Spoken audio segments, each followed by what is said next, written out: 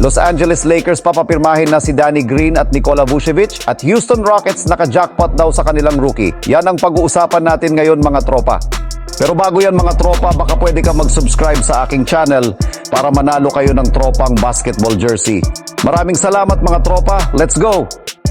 Kung meron man nga pong isang team sa NBA na merong napakagandang future, ito nga ay walang iba kundi ang Houston Rockets. Kahit man hindi sila nakapasok sa playoffs last year, maaari na rin naman nga nila itong magawa sa mga susunod na taon dahil sa pagkuha nila ng ilang mga magagaling na player kagaya ng rookie na si Reed Sheppard na nagpapakitang gilas sa kanilang Summer League. Sa katunayan, nag-average na nga ito ng 22 points per game sa kanyang 31 minutes na playing time.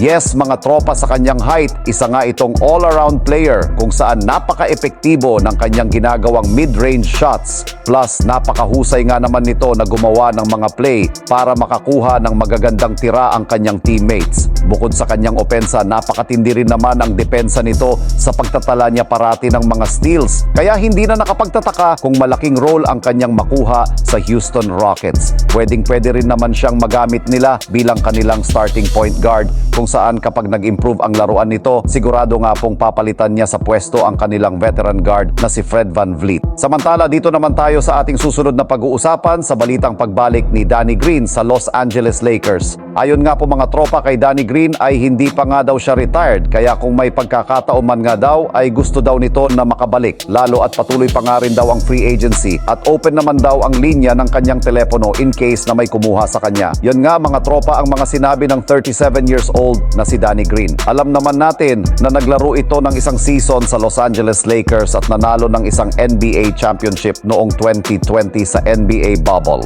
Na bagamat may edad na itong si Danny Green, pero yung kanyang veterans leadership ay malaking bagay sa second unit ng Lakers. Lalo at kilala itong si Danny Green na isa sa mga pinakamahusay na 3-point shooter na NBA player sa NBA history, na kung saan ay meron na itong 3 NBA championship sa magkakaibang team, kabilang na ang San Antonio Spurs, Toronto Raptors at Los Angeles Lakers. Kaya solid talaga itong mapag-sign uli ng Lakers, lalo at dati na itong mga nakasama nila LeBron James at Anthony Davis.